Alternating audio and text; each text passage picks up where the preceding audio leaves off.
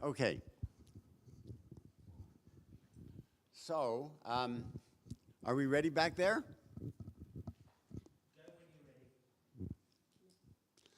All right. I'd like everybody to turn around and wave to the camera. Welcome, everybody. We're happy that you're tuning into this. Thanks for coming. Okay. So, this is one of my favorite sessions, actually, and I debated whether to do this one as a plenum or to use the one that I did. But the one that I did is chapter 1, if you like, and this is chapter 2. They come together in sort of a general perspective on who we are at this moment in time and what the challenges are for Jews, at least in the United States, but I suspect in England as well. There will be differences, obviously, different sensitivities, sensibilities, but I actually did some of this with the rabbis when I met with them, and they thought that it did touch them very deeply. And so I have confidence that much of what I say will touch you also. I recognize also that it's somewhat controversial. When I talked about limits, truth, and meaning first, those ideas had occurred to me back in the 1980s, actually. A women's group had met in the first women's conference, I think, in the United States, Jewish Women's Conference. They called it Shekhinah. And they invited me to give a paper at it. I was enormously honored. And they asked me to respond to the question, are women allowed to write their own prayers and to change the prayer book? In 1983, that was a question. So I wrote the paper that I gave here to say to them, you've got the wrong question. If you ask, may you, and if you want me to look at the Talmud and the codes and so on, I'd have to say that maybe not. But you don't really want to know that anyway. You're going to do it anyway, and good luck to you, and I think you should be doing it. And that reminded me that we were past the age of limits, even though some reform in our country, in the United States, some pull up a chair, there's lots of room, even though, can you back up just a little so we have this, thank you.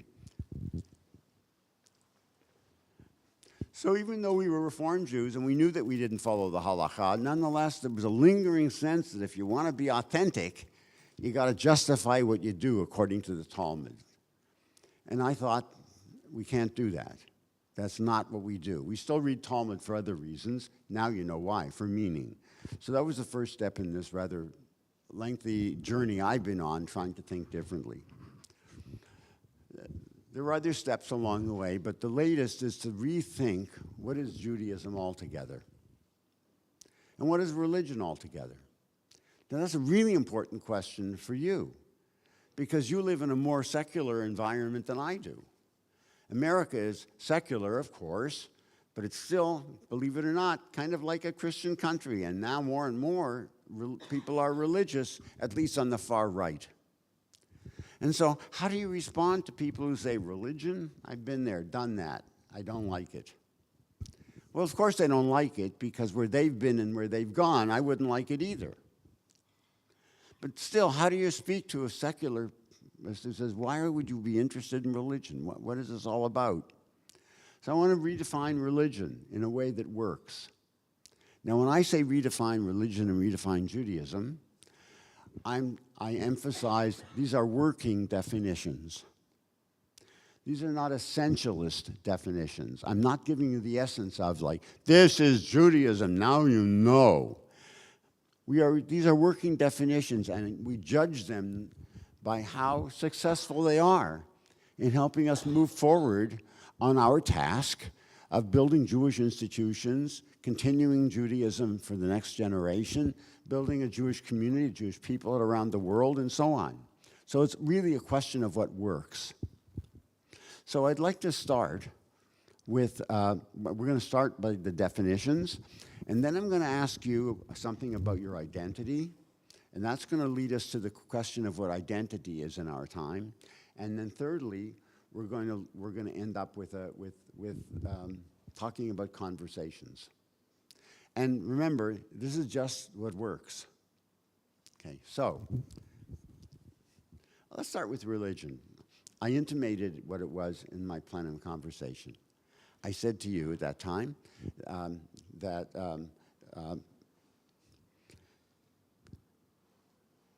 just before I gave you the 3 animal stories, I said to you, we human beings are the only species that uses language as we do, and that therefore has history and biographies.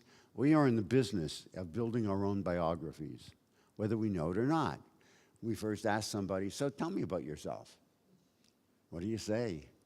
So you kind of stumble around and you learn to say something about yourself. If I were a therapist, you'd say other things about yourself.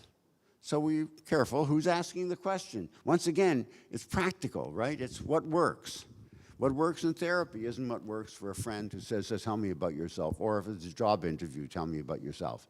We have different selves, and that's how when we get to identity, we'll emphasize that. But for now, I want to think of what I will call it the human condition. The human condition is self-consciousness. Self-consciousness as a person who exists through time, who was born and who will die, and who is building a biography, an autobiography, as we go through life. We are the only species that is self-conscious of being a species and of where we go. Other animals work by it's built in with them, right? They hunters, that's what they do, they hunt. They know how to procreate. They eat because they need to nourish themselves. We're the only species that does more than that. We eat as a social matter.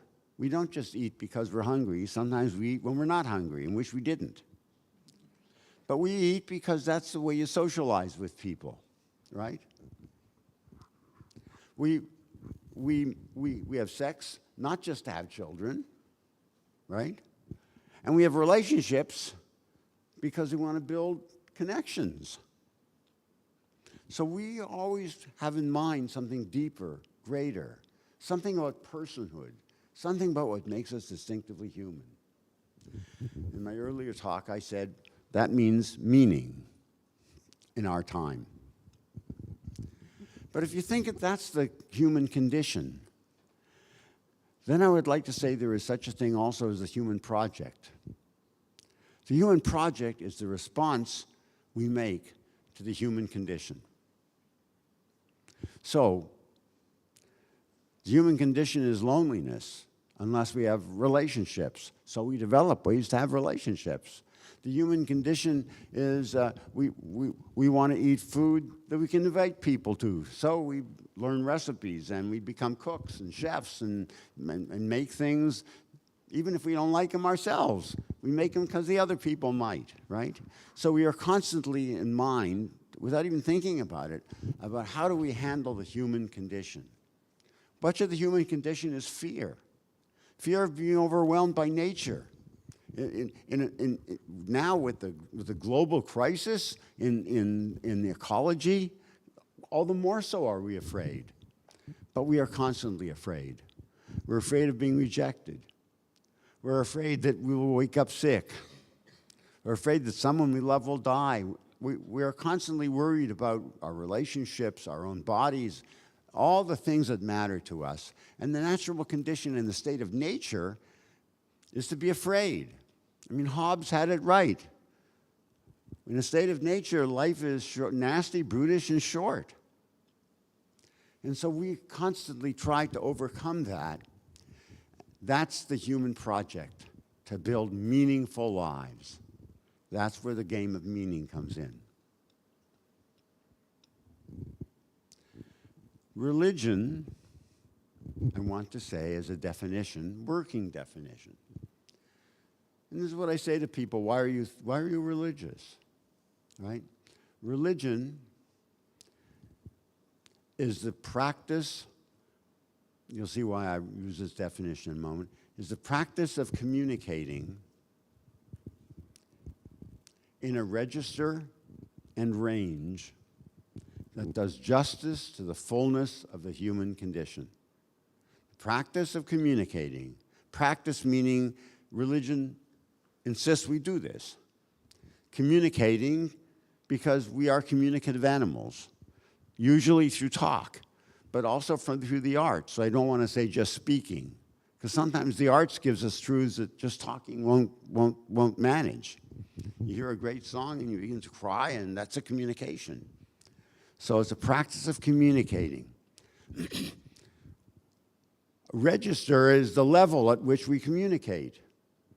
When you talk to your child, oh, itsy bitsy is not good. That's called a low register, right? But we have a higher register. Our ordinary conversation is, hey, how you doing? Well, I don't know, not so good. What's up? I don't know. You don't even finish your sentence. Doesn't matter. Nobody cares what you said anyway. That's a relatively ordinary register. But some parts of life are ordinary. So we have a register when we talk about food. Hey, I hear there's a restaurant next door. They just opened up, and you say, yeah, there you are. Or if I say to you, this was the greatest thing I've ever eaten. Do you have a recipe for this? Sure. Exactly. Or sometimes I say, I can't believe the styles today. Good God, I look awful in them. I hope they go back to the old style. I at least look good that way. I mean, then we're talking about our bodies and about how we look and so on and so forth. So we have all kinds of things. All of that's the human condition. Judaism, fortunately, speaks about the entirety of the human condition. I'm very happy that we have such thing as Jewish food. I'm very happy that we have such thing as Jewish films and so on. And then we have conversations about all of that, right? So that's why we have a range. So it's the commitment or the practice of speaking in a register, but various registers, really, and a range about everything, really, that's human. In a register and range that does justice to the fullness of the human condition. And that's where we are different than everybody else. Religions are different. Because mostly we don't have conversations about life and death. Mostly we don't have conversations about, I'm going through a midlife crisis, I don't know what to do with my life. Mostly we don't have conversations with ordinary people, about, but I need a community. What should the community look like? How can we study more? Or how can we study less? Whatever it happens to be. Religion is the only human response to the human condition that actually has discussions of all of that. So our religion should, therefore, make place for what we would call spiritual conversations, for services, worship, our tefillah, that should make us think about who we are deeply, connect us to the Jewish people in profound ways. When we walk out, we should be changed, because that's a communication when we pray. And when I walk into a synagogue, even the look of the place communicates to me. So what does it look like when I walk in? How do people treat me when I walk in? If I walk in and someone scowls at me at the front and says, well, you can't come in yet. I mean, what does that say? Or if I don't look like everybody else, right? Because I'm not a white Ashkenazi Jew, preferably male, then, and they look at me like, what are you doing here? Or the kitchen's over there. I mean, come on. So it's how we treat people. So that's a communication too. There are individual communications. As a religious person, I communicate in a certain way with a certain respect. As a Jew, I communicate with Jewish values in mind. As a Jewish organization, everything we do in the organization communicates. And we should have room for a register about everything. If people want to come in and talk about their kid, wonderful. If they want to come in and talk about cooking, hi, come join us. Do you want to make space, please? If people want to come in and talk about food, if they want to say, oh, we're going to have a whatever, we're going to have a Tu B'Shvat Seder or something like that. Wonderful. But there should be also a recognition that when I walk into this place, there's something about it that's sacred. Meaning, here's the room where I can actually admit that I have existential questions, and religion answers them. So I look at my institutions, my synagogues, and I say, is that true? And where I come from, it often isn't.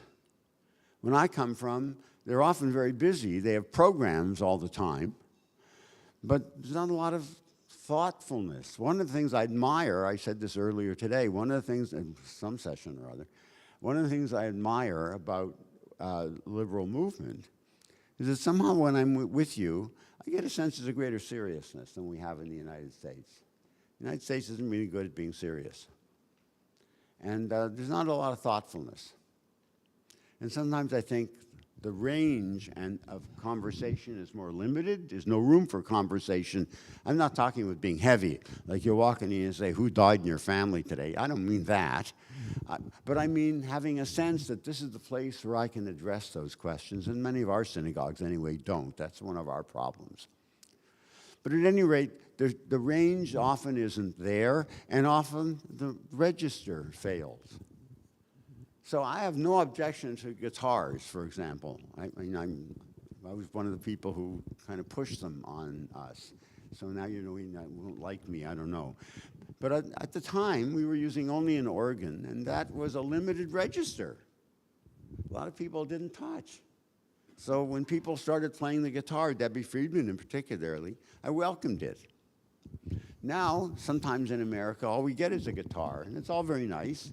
You walk in, and they're all singing the same song, and the guitarist is strumming, usually not very well, because he or she didn't learn it very well. And you say, well, all right. And you sing along for a while, and then you sing along a little more, and then you sing along a little more. And next thing you know, the service is over. You say, wait a minute. There's got to be a message? Didn't the rabbi have something to say to me that was worthwhile? I mean, come on. So maybe we have a Dvar Torah, but too many in America, often the Dvar Torah is something so simple that, gee, I could have thought of that, and it probably did. In any event, it's uninteresting. I mean, that's that's our fault. That's our trouble. I don't mean everyone's like that. Don't get me wrong. I tend to overstate the cases because then I wait for you to push back, and then I decide whether I agree with myself. I really do. That's my standard way of being. But I've thought about this, and I think we've lost a lot of seriousness in the United States. Well, there should be everything. There should be fun, and there should be seriousness, and at least in worship, the fullness of the human condition should be addressed in some way. So that's what religion is, okay? That's what Judaism is then. Judaism is our unique religious response to the human condition. We learned to speak Jewishly, which is to speak in a Jewish vein, using all in a range and register that does justice to the human condition. Good, okay. You with me so far? Am I clear, yeah? Secondly, we live in a time when identity has become crucial. Let's try a little exercise. Just shortly, because we only have an hour, we have an hour and something, whatever. You tell me when I've got half an hour left. I don't count time very well. Among other things, I don't do well as I'm not good at time, addresses, geography, things like that. If I ask you who you are or what you are, right? You would say, I say, so who are you? And you finish the sentence, oh, I am a, what's the rest of the sentence? It's just an exercise. It does not have to be profound. I mean, I won't hold you to it for the rest of your life. But I am a, what would you say? In this context, I'd say a liberal Jew, but if I was talking to someone else, I'd say I'm a Livingston football fan. Okay, so you're a liberal Jew who loves football. Yeah. And what team? Livingston. Very good. I won't, not just football in general. Yeah, but it's Yeah, okay. Who are you? I'm half English, half Dutch, Irish Jew. You're an Irish Jew. Yes. Yeah, you're in Cork, as I recall. Yes. I'd love to visit you someday. I've always wanted to go there. All right, you're an Irish Jew. I'm Okay. a parent of 4 children. An Irish Jew is a parent of 4 children. Thank you. So, somebody else. I'm a British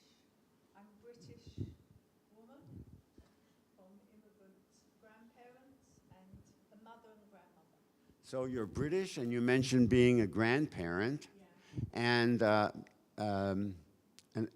mother and grandmother, and a woman. You mentioned woman, which so far no one said I'm a man or I'm a woman yet, but I knew that would come up sooner or later, right?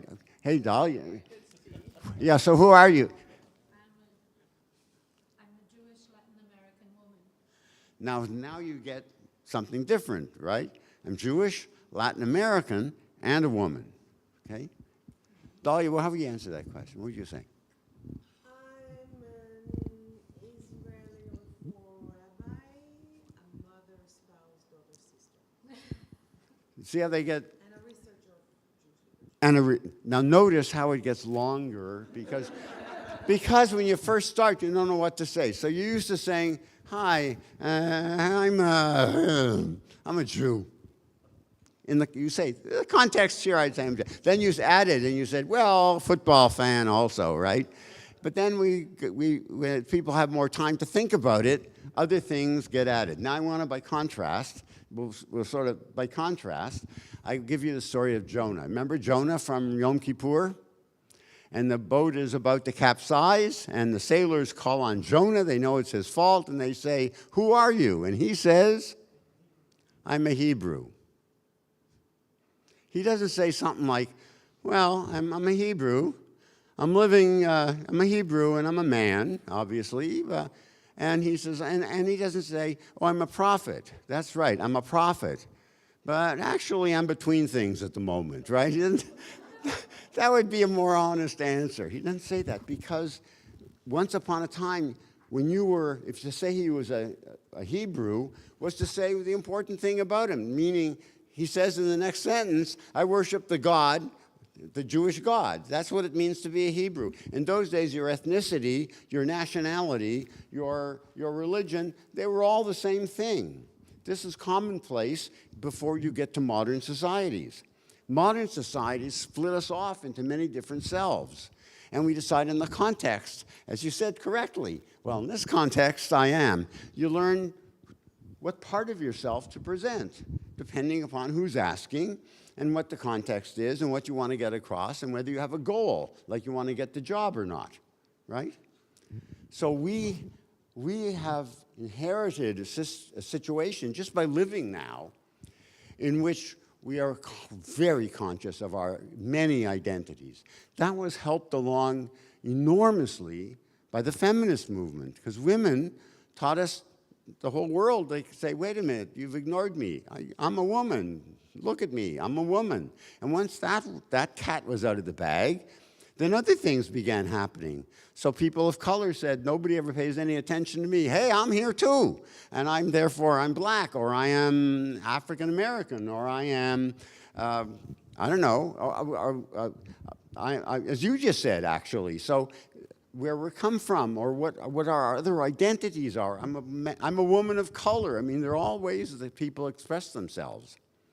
So we become, in our age, curators of our identities.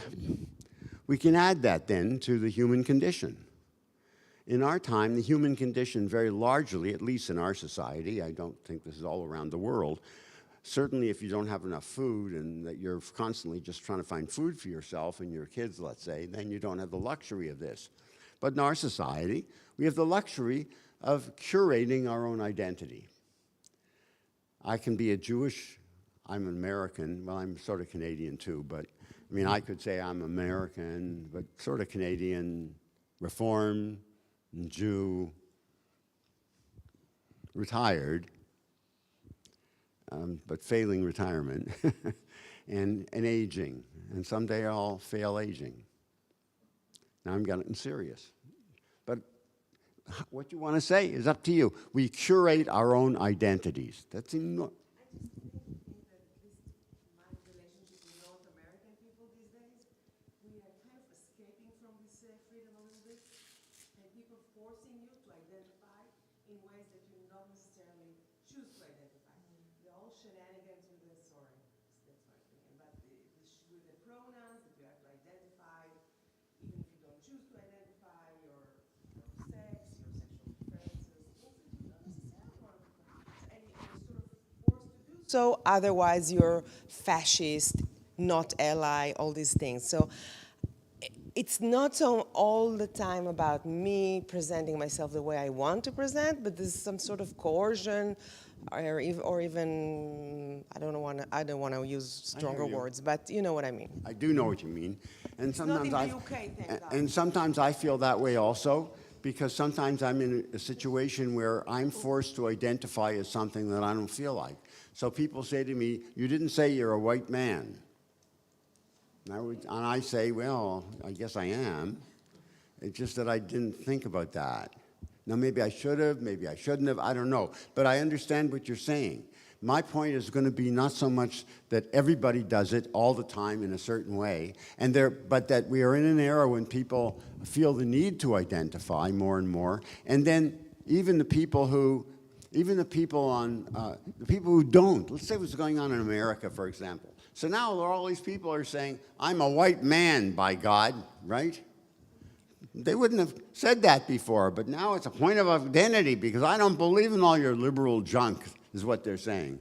Or somebody will say, I'm a white American Christian man. They didn't bother with that before, but now they feel threatened. Oh my God, it's not going to be a Christian country, should be a Christian country. Let's go back to the good old days when I was in charge, whatever is going on. But we're in an era when people are forced more and more to think about who they are, for better or for worse. Yes, hi. I didn't see you on the right because my right eye, it doesn't work. So That's sorry. okay. That's all right.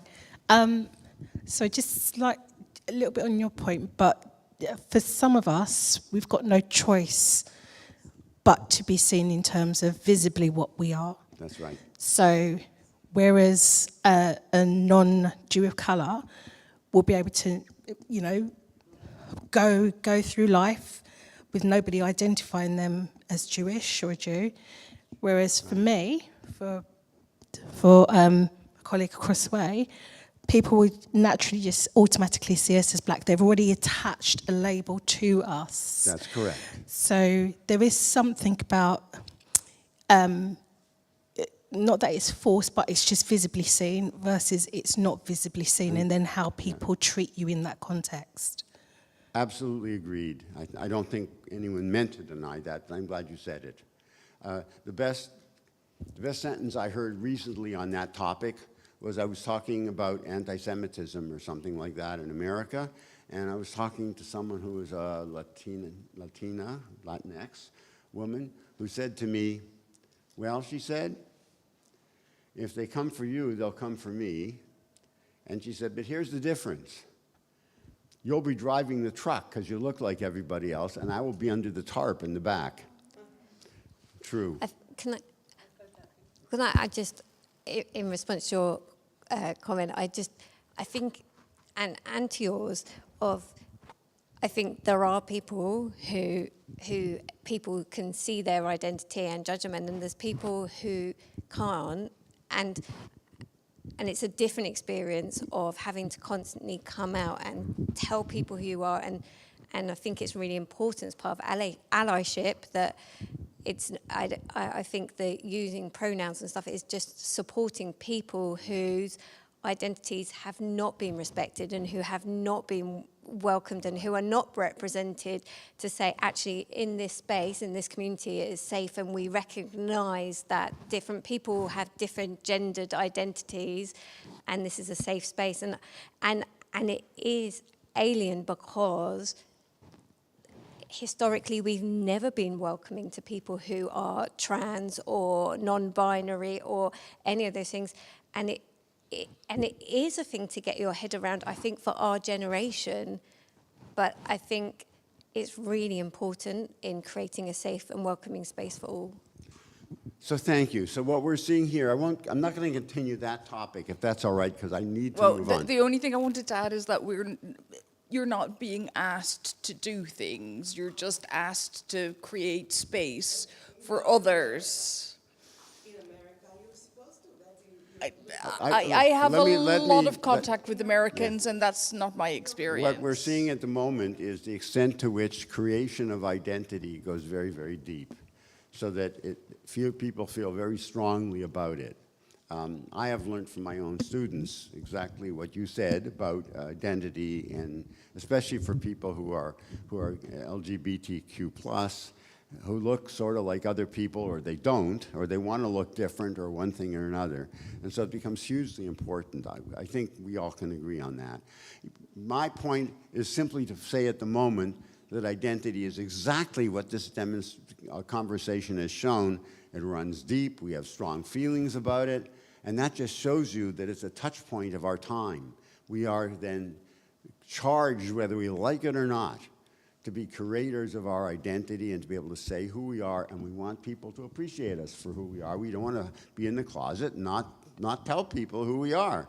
That's how we live. Now, my point is, now it just builds upon that. So, I don't mean to make light of our discussion. I'd happily have a longer discussion. One of the problems with the sessions here is you got to do the world in an hour, you know? So, I now just want to think about identity with you. Okay? So I want to say we have many identities, and there's several interesting things to see about that. First of all, identity, sometimes some identities are surface deep and some aren't. So in my country, part of my identity is kind of my official identity, which is basically a social security number and, I don't know, whatever I fill out on my income tax form. That's who I am.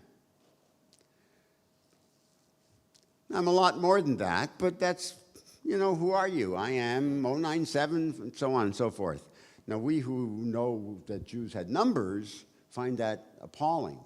But for bureaucracies, that's all they want to know. My first, my last name, and how much income tax I'm going to pay, and for that they want to know my social security number. Sometimes you're a little more than that. Sometimes you have an identity that's even I'll call it technical identity.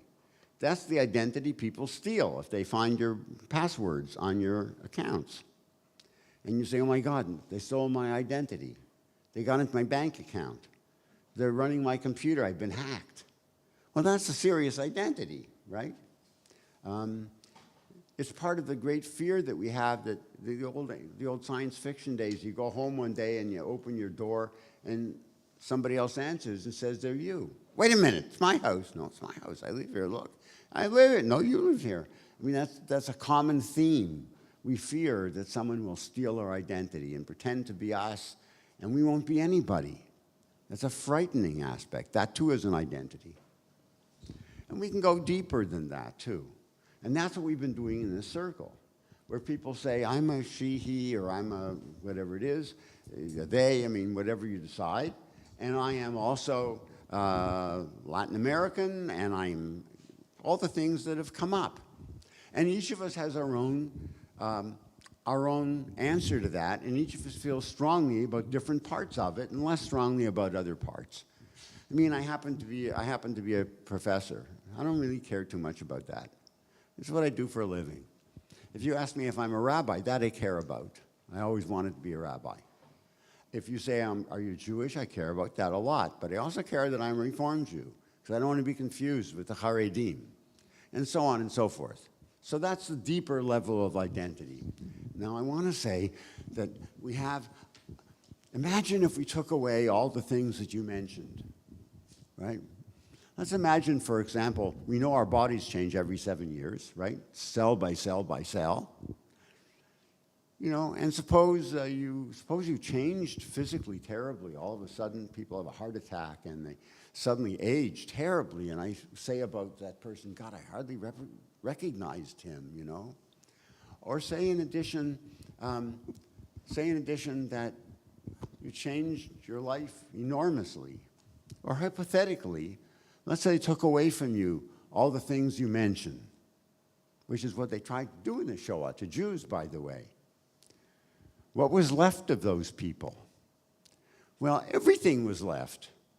Because in fact, we know that underneath all of that stuff, we are kind of a core person. There is such a thing as a core identity.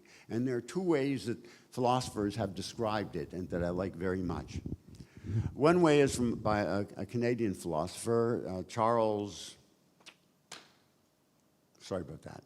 I'll think of it in a minute, who says, our core self, he says, is the self in moral space.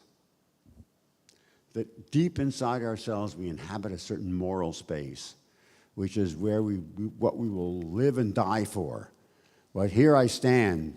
I will not go beyond that point. If I violate my moral space, now I feel like I'm nothing. I'm a traitor to myself. So each of us has a certain inner core of moral space. And sometimes someone says to you that. Someone says, you know what? I will not do that, and here's why. And I say, well, all right, I understand. So the self in moral space is where we take our stand in the world on all the very important issues of life and death and good and bad and how we raise children, if we have children, how we treat our neighbor, what I will fight to the death for, you know. Will I do resistance or won't I? And all that sort of thing. The self in moral space. And we're negotiating that all the time. A second way of thinking of it is by Daniel Dennett, who says, a British philosopher, who says, our core self, this is lovely, is the center of narrative gravity. Isn't that nice? We are constantly deciding who we are. Remember, that's your story.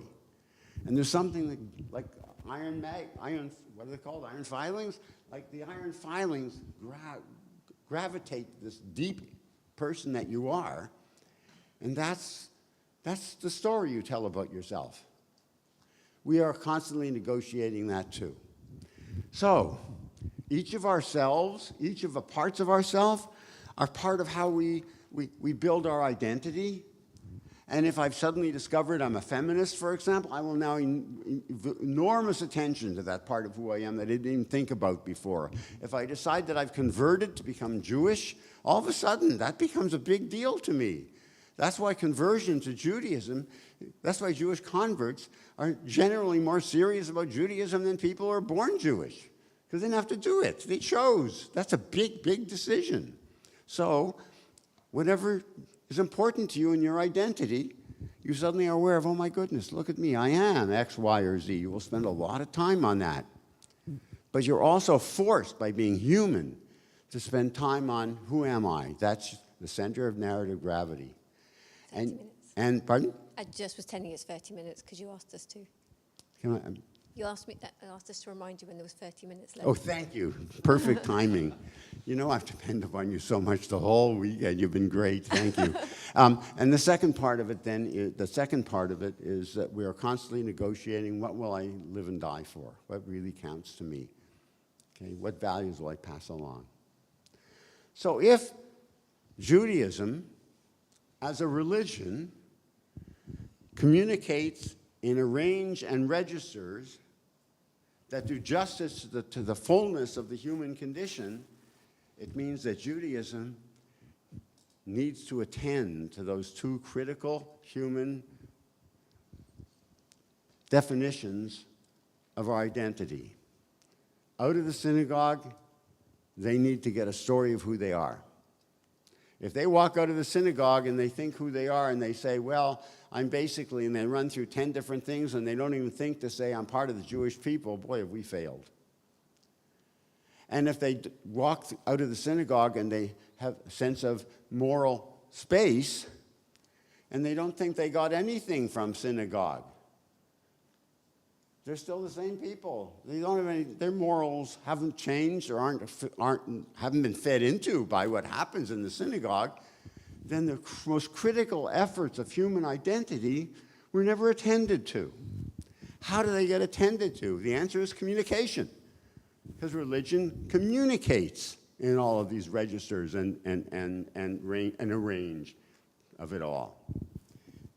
Which leads me then to the third facet of what I want to say. It is helpful, since mostly we communicate in language, and when we don't communicate in language, as when I hear an opera or a great cantor or I see a great artwork, right? Then what we do is we talk about it. So even when it's not in the language, then it evokes language from us. I remember when I first came to England, long time ago, Les Mis was the hot topic. And so I went to see Les Mis. And I get out of Les Mis and I go into the tube and there's this guy, I don't know him, he doesn't know me, and we look at each other, we both came from it, he starts talking to me, he says, wasn't that wonderful? I say, well, it was terrific. He says, I cried. I said, I cried too. I don't know this man. But we felt the need to communicate. We felt the need to talk. So I want to say a different way of thinking about Judaism, one that now is a practical way, pragmatic. Judaism is above all a conversation. Now, of course, it's other things. It's a culture, it's a prayer, it's all kinds of stuff. There's Jewish people, there's a Jewish state. I'm glad for all of that. But I think of Judaism, it helps to think of Judaism as a conversation. Since that's what human beings do. Our condition is to use conversation. We're languaged people. And if we focus on what the Jewish conversation is, we can make progress. Now, since you have conversations as many parts of your identity, so I have conversations about my professoring. I have conversations about other things, whatever else I am. Yeah, for example, my father started me collecting Israeli stamps in 1951 or 52, and I've collected them ever since. So I'm a stamp collector. Not that I care that much about stamps, but it's Israel, and I care deeply about Israel. So this is like a connection that and so I'm also a stamp collector. I have conversations about that. I go to a stamp show and I say, do you have a first day cover of this Israeli stamp that came out in 1955? What a boring conversation. But I talk about that. So we have conversations about every aspect of our identity all the time. How do we judge our identity when we think of it as conversation? Imagine that all your conversations of each day were put into a circle, a pie chart. And they're each labeled according to, we got a friend who plays basketball. He talks about basketball endlessly. Big chunk called basketball talk. He's also an artist, so big chunk about his art. He's a priest, so he actually talks about Catholicism a great deal. So if you look, but he doesn't marry, he's a priest, doesn't have a family. A very slim line about conversations of family. It's like a brother or sister and so on, but not what if you've got kids and you're at home. If you're raising kids, huge chunk goes into conversations about your home and your family and your kids, right? So we can judge the extent to which someone is Jewish by the extent to which their pie chart of Jewish conversations is large or small, multiplied by the passion with which they have those conversations. My priest friend, who is an expert at sacred space, has been a consultant for synagogues all over America as they think about how to change their space of their sanctuaries so that worship works. He knows more about Judaism than most Jews by now. He plays basketball in America in an environment where there's a Jewish community center, a JCC. And since he lives on the street, he goes to the JCC, and that's where he plays basketball. He's on the Jewish team at the JCC. So he tells me that at one point, he said, the team said to him, well, we'll meet next week for our practice. And he said to them, we can't, it's Shavuot. They didn't know. So he knows a lot about Judaism that they don't know. But he doesn't have the same passion. It's not his life. It's not his identity, you know? So theoretically, we should ask ourselves, how are we curating the Jewish conversation such that people find it interesting enough and deep enough that they walk home and have it? Yeah. I feel slightly uncomfortable with that definition.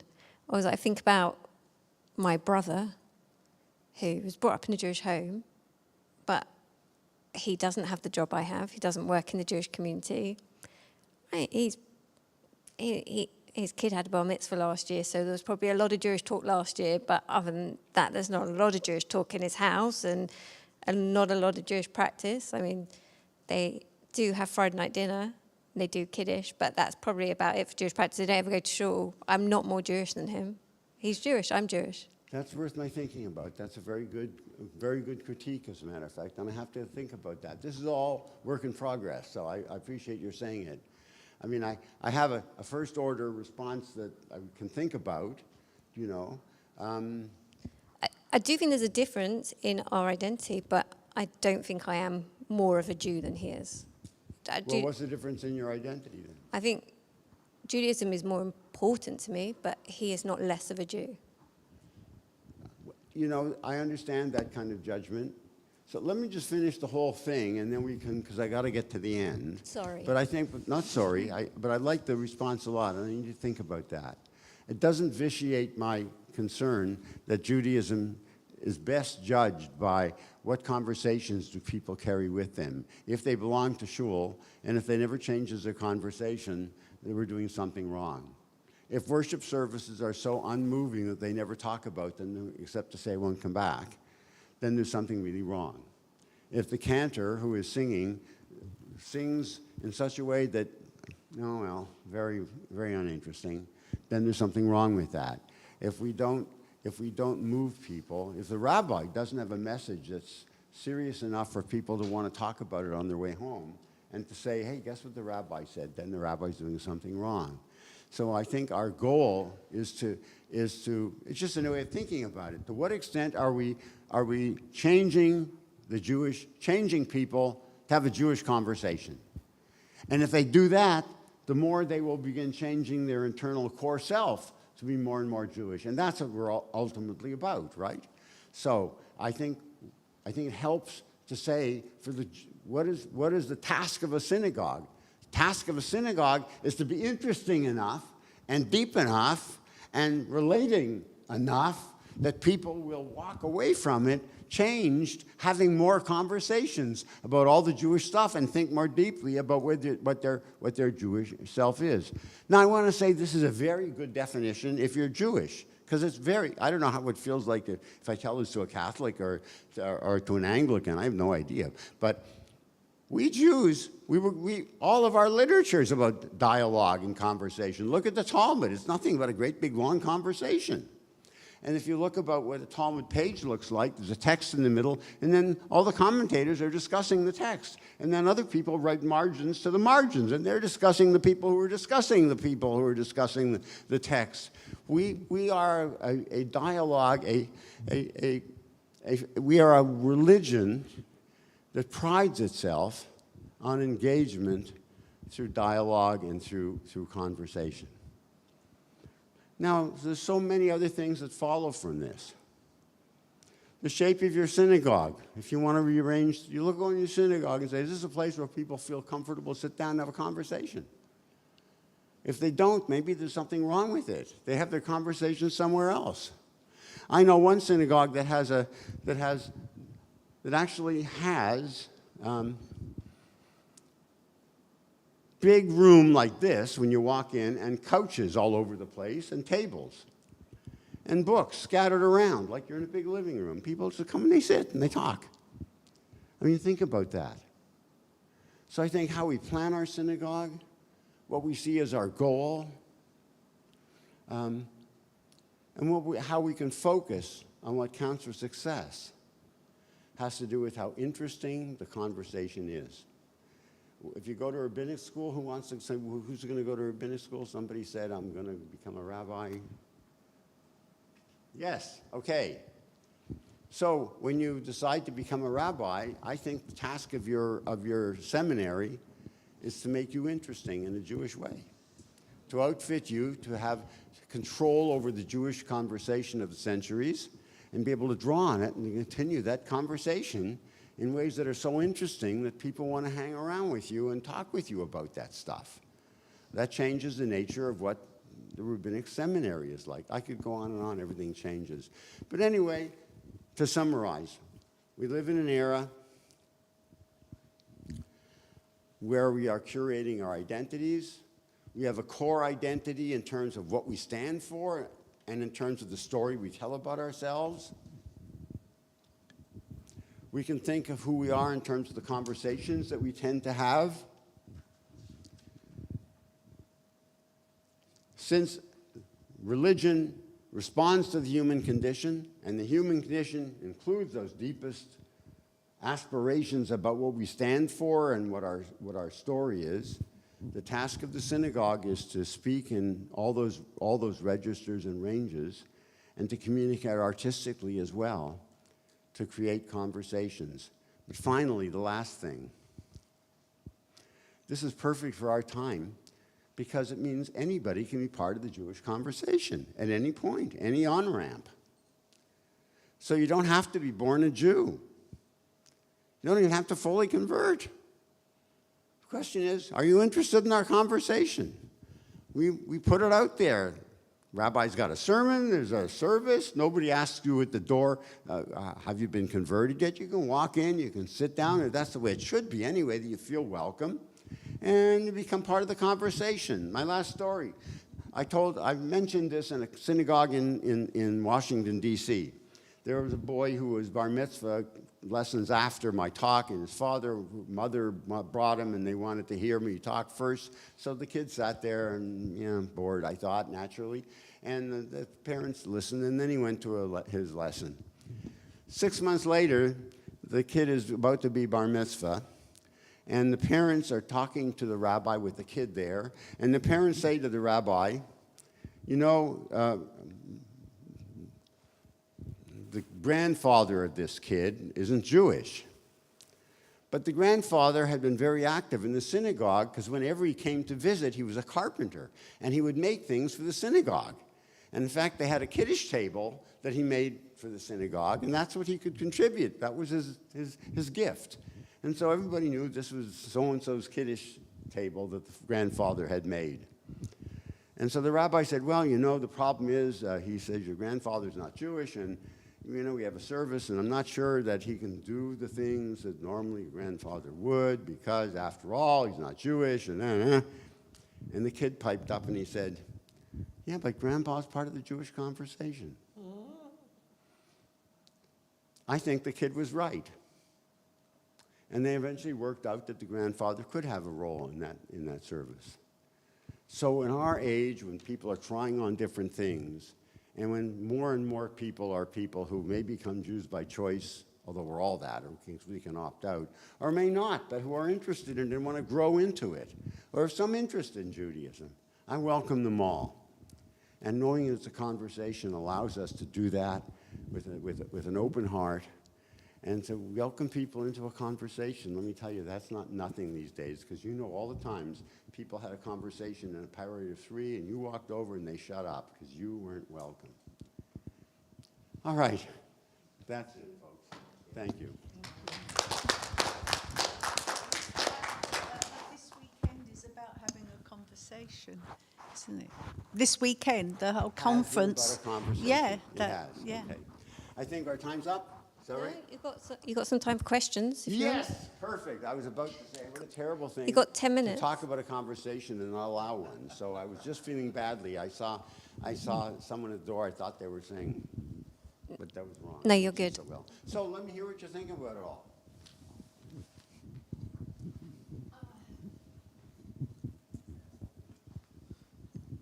Give me your name so I can at least talk to you by name. Yeah, it's Nick Silk from up in Edinburgh.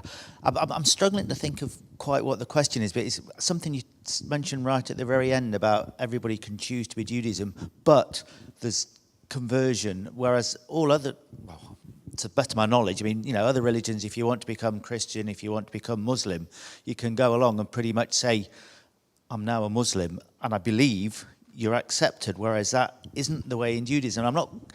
I think the question is, does that impact in any way on what you've been talking about and the nature of, at some point you mentioned the Jewish religion and you mentioned the Jewish people, and I'm still trying to get my head around how it all fits together, if you can understand what I'm saying. It's a wonderful question. First of all, other religions do have a conversion.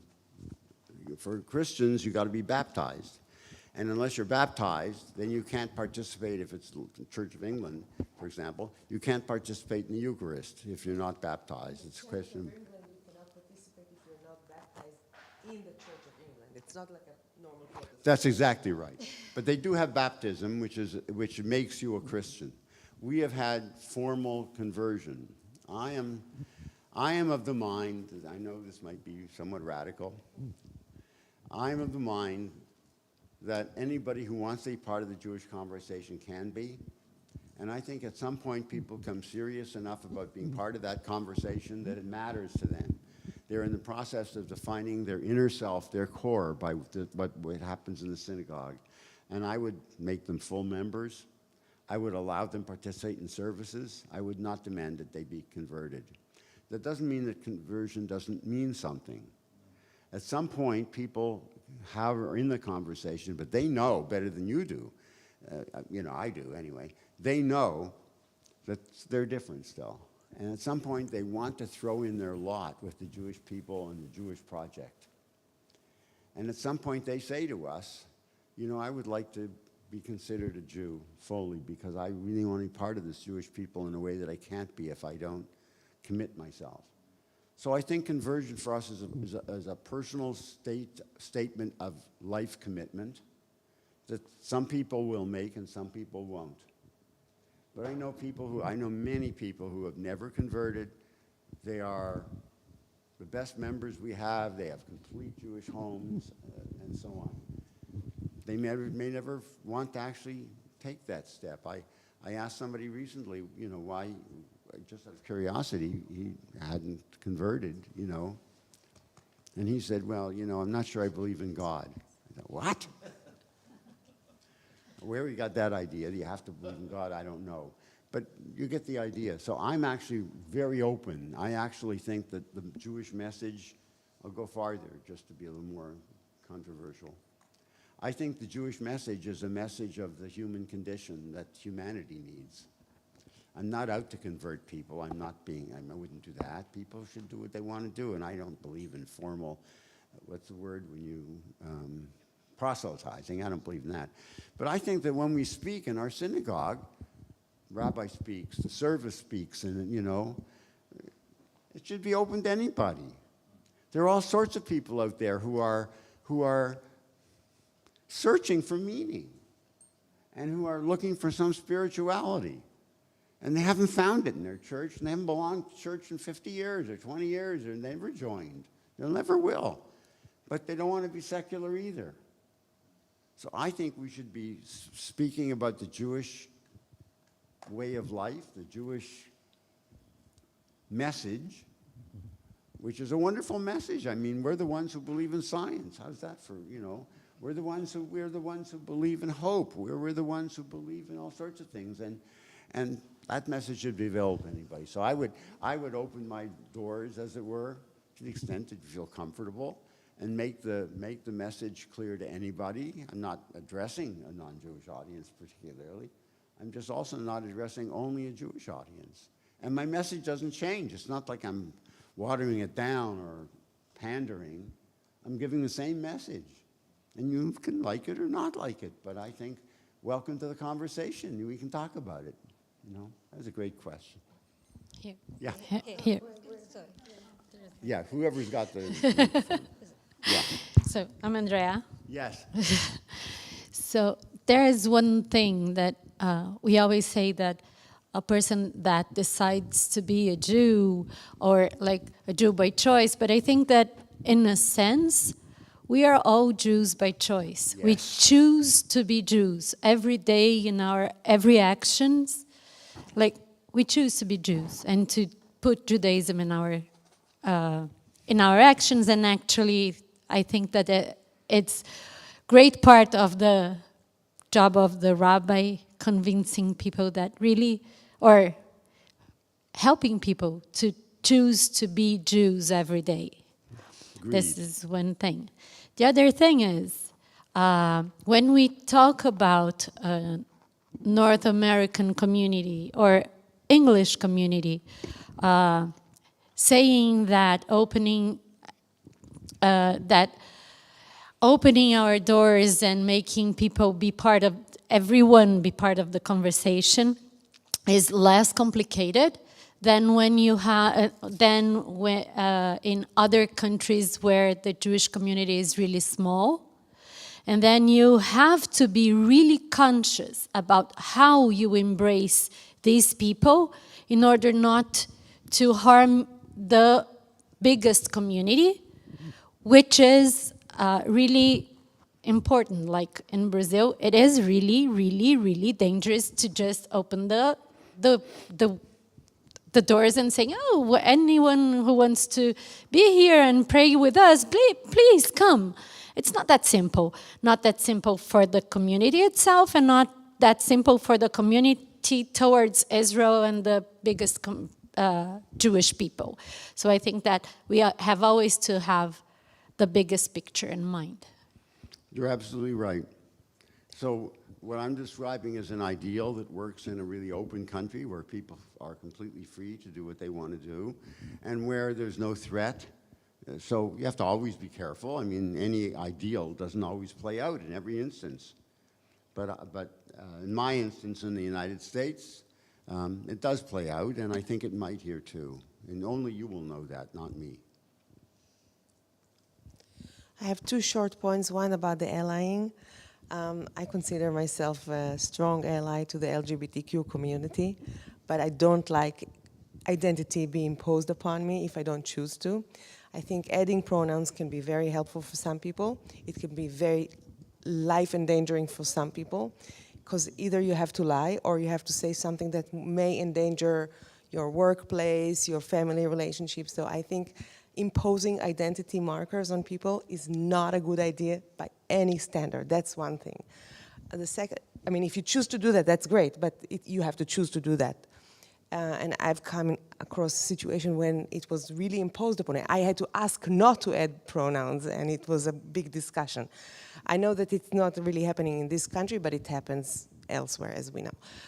That's one thing. The second thing, I completely, as a clergy and someone who works with the clergy-to-be, I agree with you about the importance for us to be engaging, interesting, mind-blowing ideas and all that.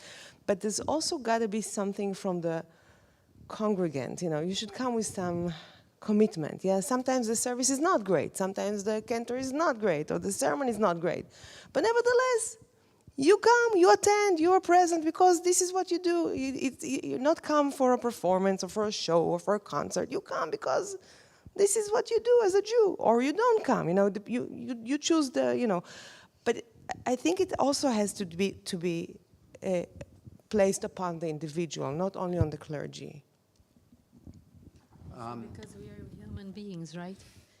Well, in principle, I agree with you, obviously. I think, oh, sorry. No, I was told that we don't need to convert other people because they already got a place in the world to come. You know, I was told, like Rabbi once said, that we don't need to convert other people because the non-Jews also have a world, like a place in the world to come. I don't know if that's true. I don't know who said that or what it was exactly. Oh, so tell me again what the Orthodox rabbi said. Too fast, sorry. Yeah. So an Orthodox rabbi said that we don't need to convert other Jews. So we don't need to convert people to come into Judaism because the non-Jews have a place in the world to come. Oh, please. I certainly hope Well, they I have a think- share in the world to come. Doesn't and that I'm relate to- sure God will take care of that. But meanwhile, I'm more concerned about this world. Doesn't that relate Yeah. to Christianity, where the Christians say if you don't believe in Jesus, you can't? Yeah, that's a response to the Christian response, but I don't accept either response. You know. Yeah. So, sure. So, yeah, sure. Ideally, people have to bring something, and I do believe they should have responsibility. But I think it's utterly dysfunctional to tell people who don't feel responsible for something they should feel responsible for it, because first of all, they won't listen. Secondly, they won't talk to you anymore. And so thirdly, it's useless. So in principle, sure. But there are all sorts of people out there who don't feel that they should be responsible for coming to shul. As far as they're concerned, look, I tried it. I don't know. It doesn't speak to me, and I'm a busy person. So I think I do think that there's a responsibility for the rabbi especially, and the cantor, and not just the rabbi and cantor. I mean, I've done synagogue work for all these years, and I know the importance of lay people. You know, the people who are out, who are just come. They have a responsibility to be welcoming and to invite people in and to make them feel good and to do whatever they can. Once people feel that this is good, it's a nice place, then yes, they will develop that responsibility. I have an exercise where I take the council, in your words, board and mine, and I have them walk into the synagogue as if it were Friday night, because we have Friday night, mostly they come. And so they walk through. First, they meet in the parking lot, and we start from the parking lot on. And then I ask them to, like this game with kids, you know, freeze. So they stop, and I say, what would you be doing now if it were services? And they tell me. And then they get into the foyer, and I say, freeze, what would you be doing? And they always say to me, oh, I'd be looking for over here for Barbara. Oh, I love to sit with Hank. You know, I'd be looking for Hank. I look around, I see where my friends are, and then I go to see my friends.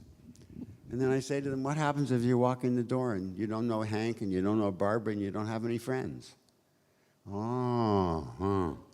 So I mean, so the regular people who come, it's their responsibility, I think, to act, to show Jewish, you know, to be welcoming to people and to invite them in. I just like to put more emphasis on the rabbi and the cantor, and not to say, well, it's their fault. They're not. I know you're not saying that, but I don't yeah. disagree with you. Of course you don't. Of course I don't, but I just think that this personal responsibility, we're not here to entertain or to... No, we're not here to entertain, but we are here. But I think we are here to develop the Jewish conversation in such a way that it's compelling. And if the cantor and the rabbi can't do it... Okay, I think that other people are starting to come in for the next session, so we've got one last question. Yeah, because I just... That's okay. So just two really brief comments. One, in a way, we're kind of having a conversation about what rabbis, cantors can do. We're a really small community, so we've actually had to rely on actually community lay leaders and even members of the congregation actually doing things such as Divar Torah. So maybe we need to think about it's not just the power within the rabbis and cantors and the kind of officiated people, but there's a kind of broad spread of people to actually engage in the conversation. And two, I just wanted to pick up on what you said as well, but I think it's a really good point in terms of how we define who's a Jew, whether they actually attend shul, etc., and who's more Jewish or less Jewish. I think it's something we do need to come back to. And what does Judaism mean going forward? Is it our Jewish practice that we're trying to explore and get out there and, you know, make sure that as Jews, our practice in action is the kind of fundamental piece, or, you know, is there a different way to think about it? A perfect ending, and it leads me to my last statement, which is, I entitled this not who is a Jew, but when is a Jew. And a Jew is a Jew when you're acting like that. Someone is a Jew when they're in the Jewish conversation. Someone is a Jew when they come to the shul and they feel like they're part of the community. It doesn't mean, but it's not an all or nothing proposition anymore because we have many identities. So our job is to create moments when those who want to be part of the Jewish conversation and can be a Jew can feel that they can do it and grow into Judaism. Thanks, everybody. It's very nice to see you. Yeah. Yes, please. My grandson's doing his GCSEs. He's 16. He's Oh, yeah.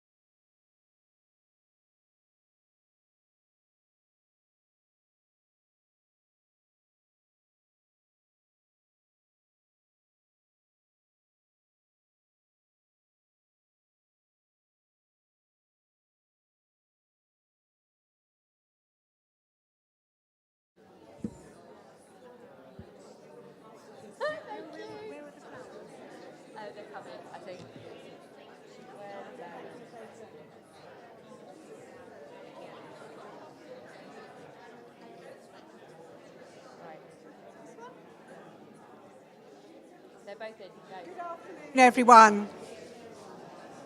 Thank you very much. If you can sit down now, we're nearly there. I sound like a teacher, don't I? Please sit down.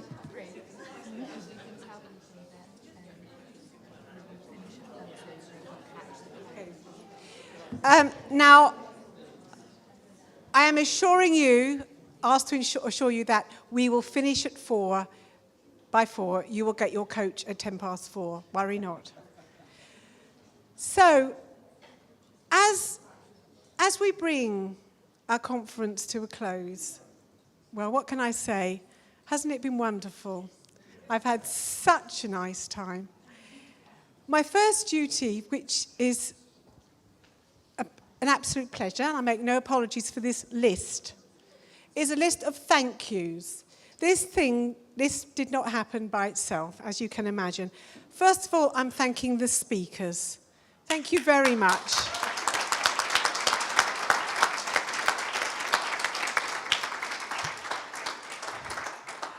As ever, these conferences give us food for thought, and people have made some really wonderful presentations. I've learned a lot. I'll be coming back to that. I thank the LJ staff. The LJ staff, yes.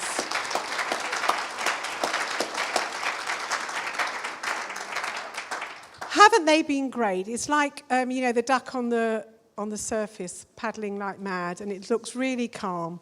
It hasn't always been calm, but I learned not to speak to anybody during the last week because I knew how busy they were and what short shrift I might get. But it's been great. And I said I wouldn't pick anybody out, which I didn't really mean. Charlie has been, stand up, Charlie.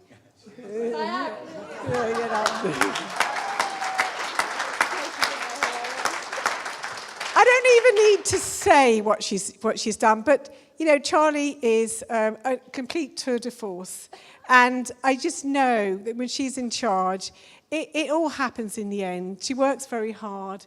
She's inspired. She's done so much. This is really, Charlie's brainchild. So well done. Thank you.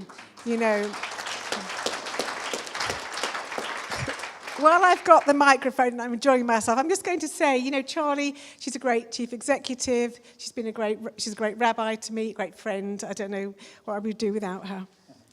So there's 2 other people, Josie Kinchin and Jane Greenfields. Come up here, please. Where are you both? Where are you? Yeah.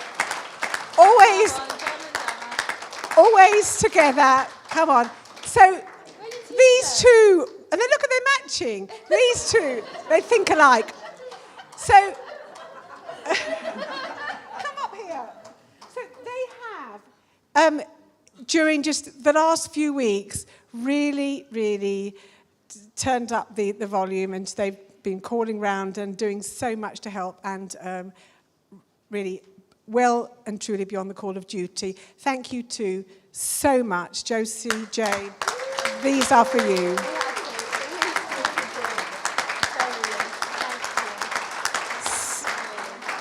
So welcome. And then there's the communications, what I mean by that is Leo and his staff. And Simon. Well, I was including you in the LJ staff, but yes, with the IT has worked so well. It's one of those things that you don't notice, do you, until it goes wrong, and then don't you notice. So, being an invisible interface between us and people at home, and so that you can all hear us, thank you very much for doing a really competent job.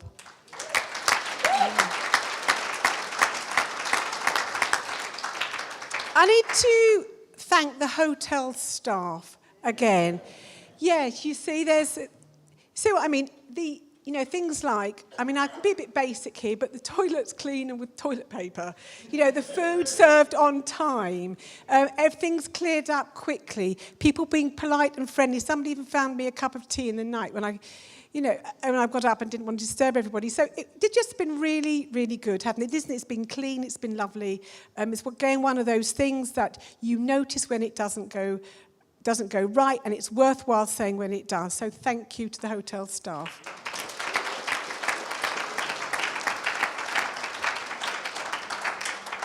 And the last on my list of thank yous, although not the end, me, I'm afraid, is to thank you all for your company. To say it wouldn't be the same without you is a total truism, of course, but it's been really nice to have a coming together of the clans, a real get-together, a chat, to meet people that we haven't seen for so many years, or, not together at least, and to meet new people. So give yourself a round of applause. You've been absolutely first class. Now, outside of the biennial, there's also a little matter of creating a new movement. And obviously, I'm not doing it by myself. I have a cog in the wheel, though. And it's been useful for me, this conference, to give a compass, various things of where we should be going, what should be important to me. And one thing that's come through is it must be very meaningful. I mean, the whole process. I mean, we have a process of things we need to do, undoing the knots. We know about that one. But the trajectory for me is going to be very clearly directed, a very Jewish and meaningful route for the new movement, for where we will be. Rest assured about that one. And of course, also, I was listening to, I can't remember which one it was, but talking about the rules, how rules are ritual, and how we need to get that sort of thing right as well. So having a meaningful movement, a new movement, with clear, strong rituals. And of course, it's the rituals that keep us all together and will be our longevity. The rules of engagement. I mean, we discuss things. Occasionally, we don't quite see eye to eye. A lot of things. And I listened to Judith Rosenberg and Rosenberry, I can't read my writing, and Leah, and talked about a number of things. That one of them was about, I think it was, we should have, is it agnostic or is it agnostic? Which one was it? It was not, the opposite was antagonistic communication, which was bad. Okay, so the right one was agonistic, which is when we debate, in the name of God, but we debate to get to the best, and we listen to other people, and we let them speak. And the antagonistic is the one we aren't going to do, which is when you try and crush somebody and therefore destroy their arguments that way. So that is something that, I will be holding. And he talked about a shukla, who... when you're it's hard to maximize good, but it's easier to minimize cruelty, and to as we're developing the new movement, have that clearly in mind that that a good way of making the right decision is the one that minimizes cruelty in the world amongst us. And the other thing is listening to about how the changes when with the prophetic Judaism, the rabbinic Judaism, the Judaism of the Kabbalah, in the Middle Ages, the Judaism after the Shoah. And now, I'm not putting this change in that category. I'm really not. But change is traditional in Judaism, is what we've done always. It's why, after thousands of years, we're still here, alive and strong. So, let's not think is there a conflict between liberal and Judaism? I don't think there is. I think liberal Judaism is doing what we've always done. And so that's what I am taking away from this, in the development of the new movement, and I'm sure you'll all have much that you're taking away as well. So thank you all very much, and I'll hand over now to Ed, Kessler, and Charlie to finish the session. Bye. Thank you, Ruth.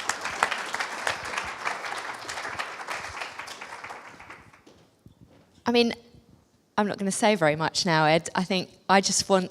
So, I introduce Ed. Hopefully, most people here know Dr. Ed Kessler, who is one of our vice presidents, but has also just been such a good friend to us as a movement, but also really personally of being somebody to be able to talk to and think with, and really, I just appreciate that you're here and everything that you've done to support us. But I am also really interested in how has the weekend been for you? Thank you, Charlie. Let me begin very quickly with a story about the rabbi and the taxi driver. I'll explain why. Who get to heaven at the same time. And the angel comes out and says to the taxi driver, come on in, and looks the rabbi, sorry, Charlie, and says, and the rabbi says, what do you mean? I've devoted my life to the community. And not to put too fine a point on it, the taxi driver, he drove like a lunatic. And the angel said, yeah, you're right. But let me tell you, when you delivered your sermons, everyone fell asleep. But when they went into his taxi, boy, did they pray. So the reason I mention that is I hope you won't need to pray again until Mincha. And I will offer some very, very brief remarks. But you probably know that one of the great founders of liberal Judaism was Claude Montefiore. And he wrote a book about 100 years ago called The Old Testament and After, probably one of his most important works. And I was interested in it because he talked about the future, and that's what we're talking about this weekend and what I've certainly taken away. And one of the things he said that liberal Judaism has, and I'm sure that's the same for our Reform brothers and sisters, is a sense of freedom. The freedom to modify, a freedom to adopt, a freedom to drop certain things. He also emphasized the prophetic element of liberal Judaism, social justice, equality, issues that are as important to us today as they were to the founders, the 3Ms, 100 years ago. And finally, and thirdly, good things come in threes, is the ability to take from society what we need to take, the good things that we can learn from around us, not to feel that we have to retreat within. And that's what's so, for me personally, so wonderful about this weekend, is how we've learned from one another, and now we're opening up to learn from our Reform colleagues. So the freedom from the past, the freedom in the present, but what does that mean for the future? Because we're all going to go home, we're going to be thinking about what's next. Well, the ruptures that Larry Hoffman touched on, and actually Joel as well, were the big changes in our society. Whether it was destruction of the temple, whether it was the creation of the printing press, and we're now going through another transformation, which of course is the technological revolution, which people of my age and above are not as au fait with as our children. But this technological revolution is already affecting us, and it's that technological revolution which we've actually implemented pretty well in the COVID situation. How many times have we spoken to one another about how COVID affected us in our communities? Just in one of the sessions I was at, Reading linking up with Edinburgh, I think. Was that right? Lincoln, okay, and Leicester and Edinburgh. So all of these connections we can now make to sustain our small communities.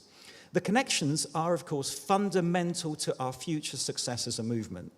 People like Charlie have to and want to engage with and learn from everyone else. The rabbinate needs to engage with its communities to make sure the communities go along with them. And the way we do that between us is to build up that trust, to build up that respect, and to know that how to engage in communication and dialogue. Now, dialogue is not simply getting on the phone or sending a WhatsApp message. Dialogue means taking seriously what somebody else holds, the concerns that they have, putting yourself in their shoes. It's not an easy exercise, actually pretty costly.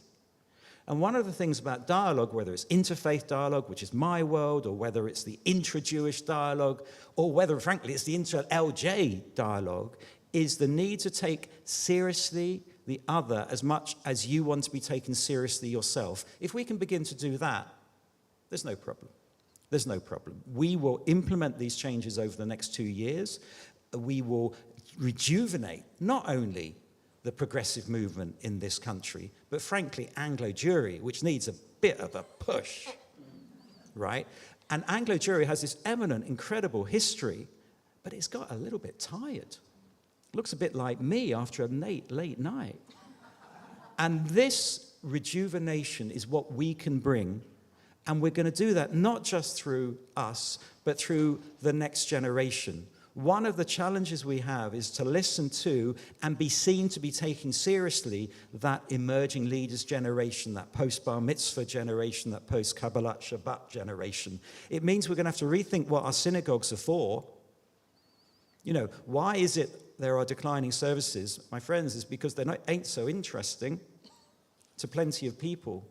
You know, why is it in Cambridge, Chabad have 70 students on a Friday night, and the Reformed Synagogue, lucky to make 2 or 3 students in the community? Because not all students want to get up Saturday morning at 10:30. They have a Friday night dinner, particularly if it's free, right? So we need to think about how we're going to reach those students to really liberate that energy that they bring, whether they're students, whether they're left university but aren't in families, or whether they're just in a post-bar mitzvah stage. So one of the things Larry said, sorry to pick up on you, Larry, but one of the things that you said was connecting the dots. It resonated with me, because when I teach, there are so many dots around, I don't know how to connect them. I need help connecting them. And the only way that we're going to connect those dots in a way that creates a beautiful picture, rather than just a bloody series of dots, is by helping one another do that.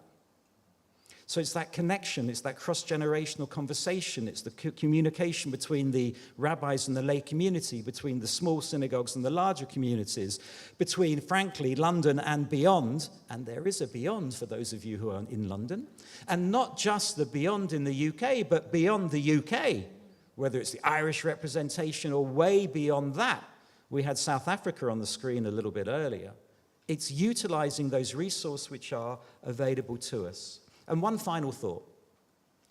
I'm sure, like all of you, Rebecca's conversation with Charlie earlier today was just fantastic. I mean, you know, we're tired, right? We've had 24, 36 hours of this, and here we go on talking about grief, and I was thinking, really? But she was fantastic, absolutely fantastic. And one of the things that she said that stuck with me that I think I'd like to end with, which is, she said, as a grieving person, she wanted people to think, what do you need in this moment? That's quite an interesting question. What do you need in this moment? And I think what we, as the LJ communities, need to ask is, what we should say to Charlie and Josh, or to Paul and Ruth, and to all the rabbinic and lay leaders, is not just, what can you do for us? But really, what can we do for you? Because it's that offering of what we can do for you, Charlie, that would enable this great vision to deliver what this community needs.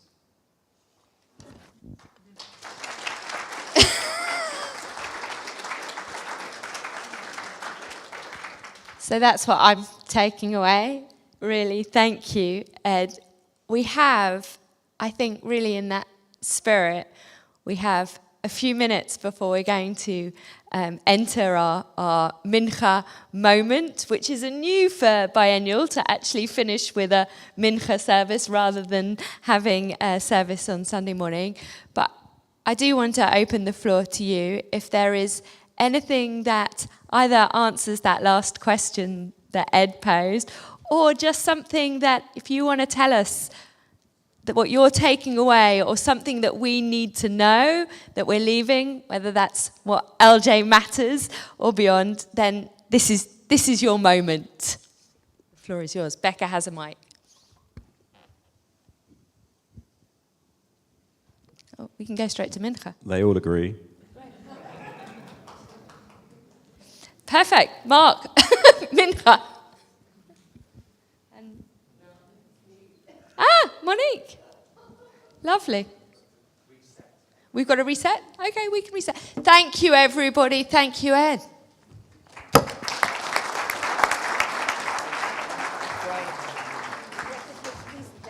Judith's joining on Zoom.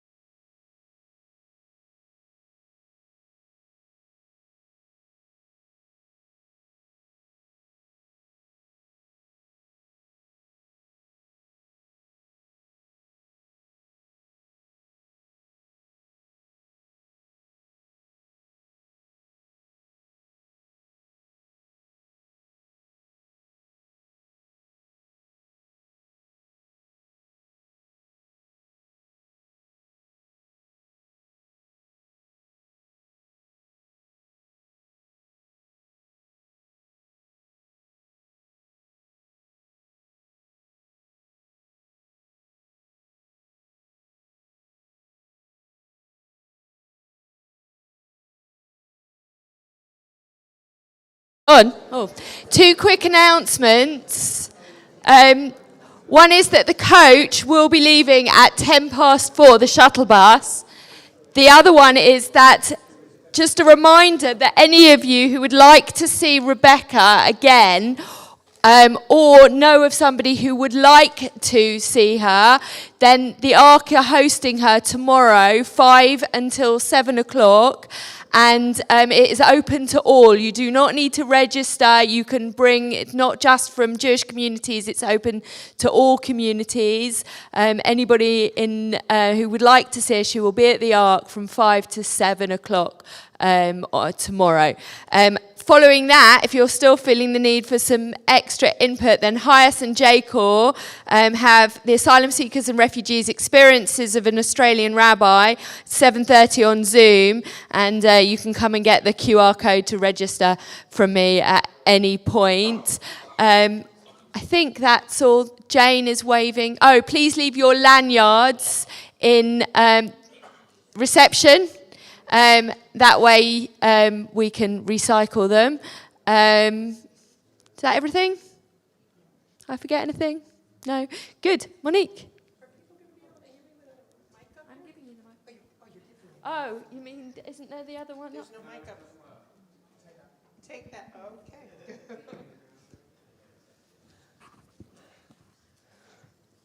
So just in case you were wondering, I am not Rabbi Mark Solomon. Some of you he's sitting back there. It's lovely to be with you again in this closing service, and I'm especially feeling blessed to be doing this with my good friend and colleague, Rabbi Judith Levitt, who she will be appearing shortly, and we're sharing this service. It's all up there.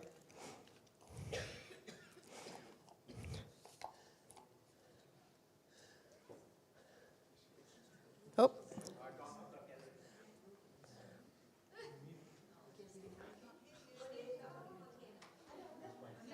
Judith, we can't hear you. Judith, we can't hear you yet.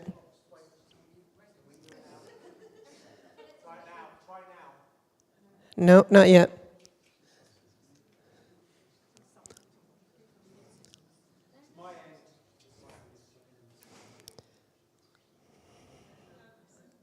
Bear with. Try now, Judith. Can you hear me now? We can hear you. Yay! And I forgot to mention how wonderful it is. Like, we don't usually do a mincha service, so it is quite lovely to have everybody together. So I think you're going to start us off, right? You're going to bring us into this. Okay. I hope everyone's had a wonderful biennial. I've certainly enjoyed everything I've participated in over Zoom. I'm Rabbi Judith Levitt. I'm a freelance liberal rabbi who works with communities and individuals. Due to disability, 99% of my work is online. I'm the founder of Abraham Sarah's Tent, an online community for those still shielded, disabled, struggling with mental illness, or anyone who cannot access the physical synagogue. Whether you lead or are a member of another community, you can join. We welcome everyone, Jewish or exploring their Judaism. You can find Abraham Sarah's Tent on Facebook. I'm deeply honoured to be leading this service with my colleague, rabbinical school classmate, and dear friend, Rabbi Monique Mayer. We hope to lead a short, positive, and uplifting mincha service to conclude biennial. Rabbi Abraham Joshua Heschel says, our goal should be to live life in radical amazement. Get up in the morning and look at the world in a way that takes nothing for granted. Everything is phenomenal. Everything is incredible. Never treat life passively. To be spiritual is to be amazed. And Asher is on page 63, but I believe it will be on screen. Ashrei Yoshvei Beitecha Od Yahalelucha Odia hallelujah. Ashrei Yoshvei Veitecha. Odia hallelujah. Odia hallelujah.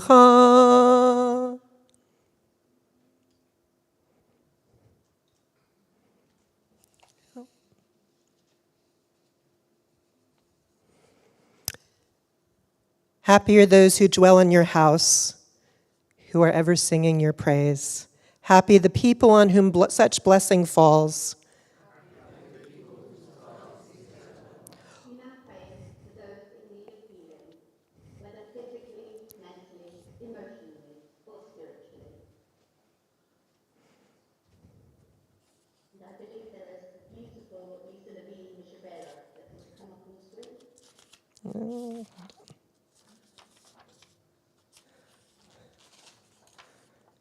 Some of you may know this. Yeah, keep going. Keep going. There we go. Thank you. Okay. So even if you can't see the verses, there is an echo in the chorus. So it's, hear our prayer, hear our prayer, hear our prayer, hear our prayer, hear our prayer, and bless us as well. So the last part doesn't repeat. Okay, so you can join in on that. Mi sheberach avotenu, Avraham, Yitzchak, v'Yaakov. Mi sheberach imotenu, Sarah, Rivka, Leah, v'Rachel. May the one who blessed our mothers, may the one who blessed our fathers, hear our prayer. Hear our prayer. Hear our prayer. Hear our prayer and bless us as well. Bless us with the power of your healing. Bless us with the power of your hope. May the warmth of friendship ease our sorrow. Give us courage, give us faith, show us the way. Mi sheberach avotenu, Avraham, Yitzchak, v'Yaakov. Mi sheberach imotenu, Sarah, Rivka, Leah, v'Rachel. May the one who blessed our mothers, may the one who blessed our fathers, hear our prayer. Hear our prayer. Hear our prayer. Hear our prayer and bless us as well. Brucha at makor chaim, amevia shlemut lechol hacholim. We praise you, source of life, who brings wholeness to all who are sick. This quote seems appropriate for a biennial where we've made so many beautiful connections with one another. Martin Luther says, "Spirit is not in the eye, but between I and you." And we now come to a very abbreviated Haggadah on page 62.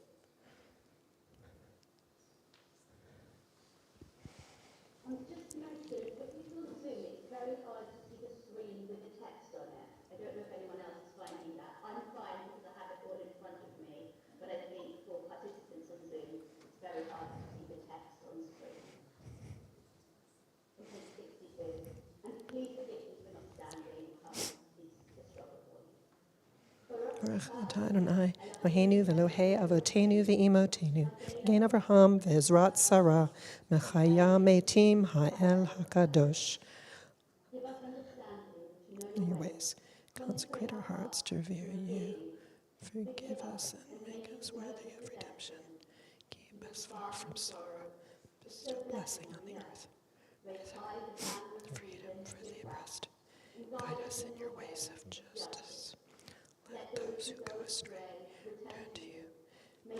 just rejoice in the building.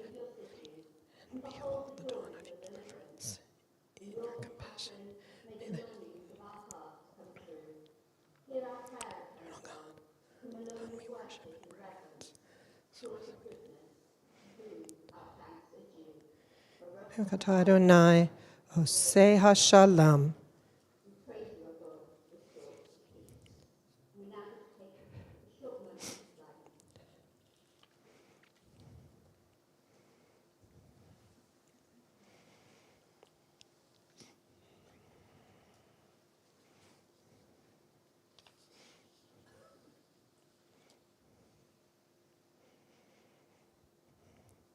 Oseh Shalom Bimromav. Uyaseh Shalom Aleinu. Ve'al kol Yisrael. Ve'al kol Bnei Adam. Yaseh Shalom. Yaseh Shalom. Shalom Aleinu, V'al kol Yisrael, Yaseh Shalom, Yaseh Shalom, Shalom Aleinu, V'al kol Yisrael, Yaseh Shalom, Yaseh Shalom, Shalom Aleinu, V'al kol Yisrael, Yaseh Shalom, Yaseh Shalom. Shalom Aleinu, V'al kol bnei Adam.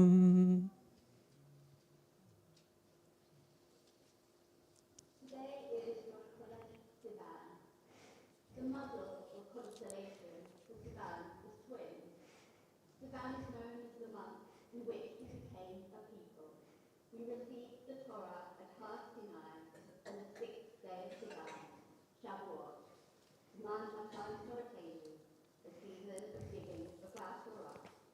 According to Midrash, everyone at Mount Sinai heard the giving of the Torah according to who they were and their strength.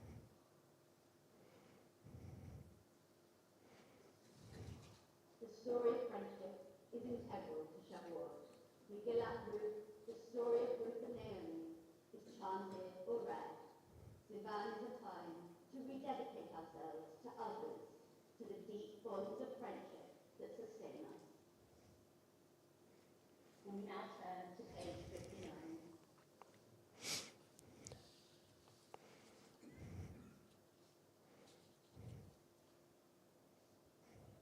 Eloheinu Veloheinu, Ya'aleh Yavo, Zikronenu, Yiron kol amcha be'Yisrael l'lecha. Amen. Yom Rosh HaChodesh hazeh. Amen. Amen. Amen. Baruch atah Adonai, Shotecha levadecha, Rana avod. We pray.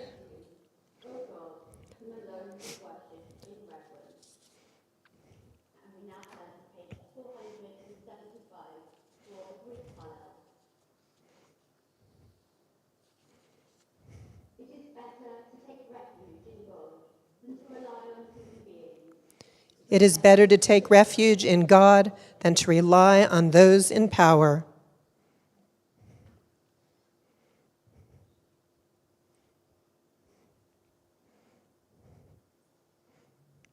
Blessed are you who come in God's name. You are my God, and I thank you. Give thanks to the Eternal One who is good. Hodu la Adonai ki tov, ki leolam chasto, leolam chasto. Hodu la Adonai ki tov, ki leolam chasto. Hodu la Adonai ki tov, ki leolam chasto, ki leolam chasto, ki leolam chasto, ki leolam chasto. Hodu la Adonai ki tov, כי לעולם חסדו, לעולם חסדו.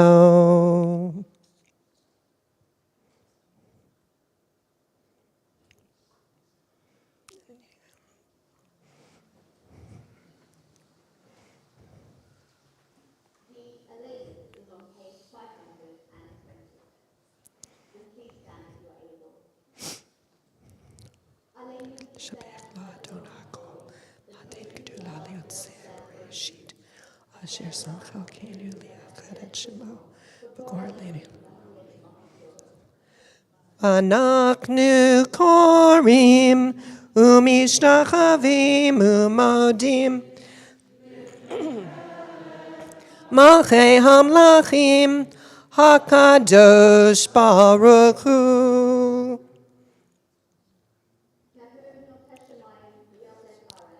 מושב יקרא בשמיים ממעל ושכינתו זו בגופי מרמים הוא אלוהינו אין עוד אמת מלכנו אפס סולתו ככתוב בתורתו וידעת היום בהשבותו אל לבביך כי אדוני הוא האלוהים בשמיים ממעל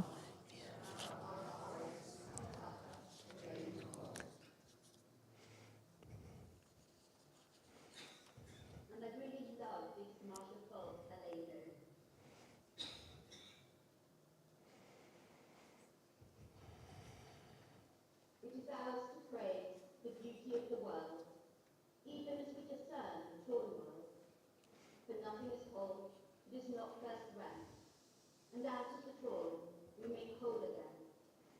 May we live with promise in creation's lap, redemption budding in our hands. ונאמר, והיה אדוני למלך על כל הארץ, ביום ההוא יהיה אדוני אחד, ושמו אחד.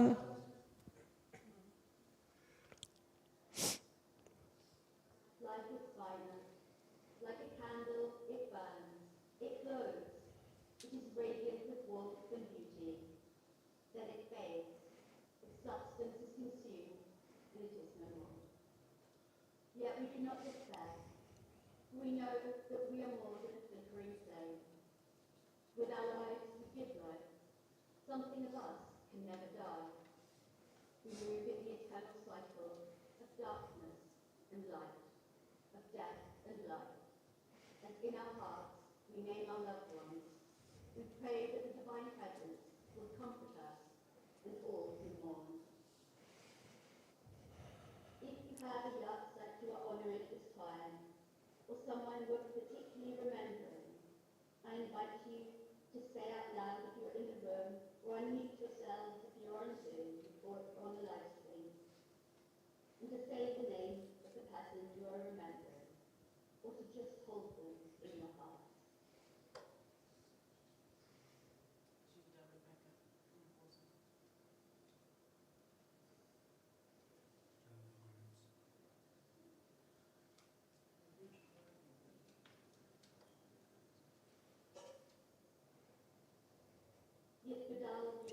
שמי רבה, ביום דברה חירותי וימליך מלכותי, בחייכון וביומכון ובחיי דכל בית ישראל, בעגלה ובזמן קריב ואמרו אמן. יהי שמי רבה מבורך לעולם ולעולמי עולמיה. יתברך וישתבח ויתפאר ויתרומם. שמי דקודשה בריחו. האלה מכל ברכתה ושירתה, תשבחתה ונחמתה, דמי אמרו אמן. וישלם הרבה מן שמיה, וחיים עלינו ועל כל ישראל, ואמרו אמן. עשה שלום במרומיו, הוא יעשה שלום. עלינו ועל כל ישראל, ועל כל בני אדם, ואמרו amen.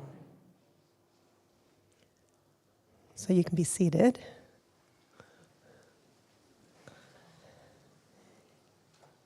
And as we come to a close, this service, this day, this conference, let us take the memories, the laughs, the dancing, and all those other thoughts and stimulating ideas that you've bubbled up from other people and with each other and connected with each other, being together in this room together, and also joining with the people who are on Zoom and coming together in joy.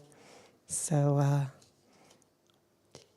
we're not actually going to sing that, but I will say, Ivdu et Adonai b'simcha, serve God or whatever God is for you.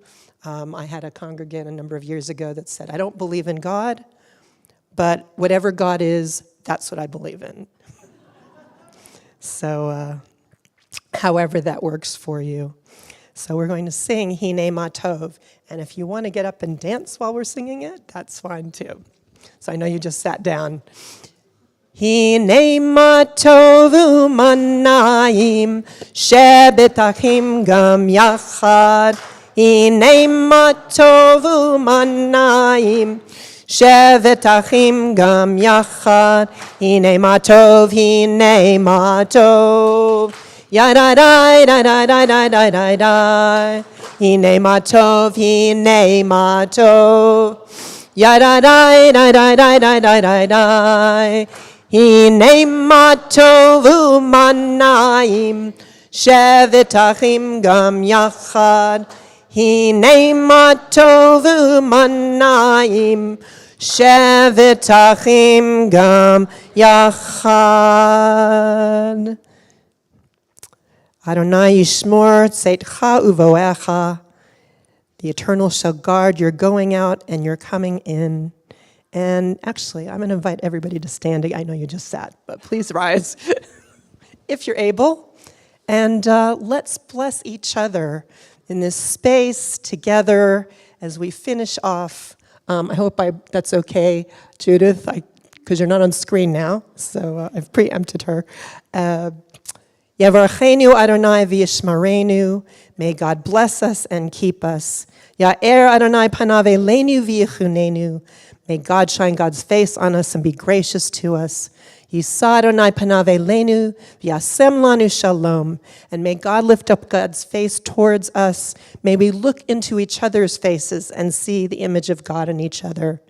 And may God grant us wholeness. Shalom. Peace. Amen.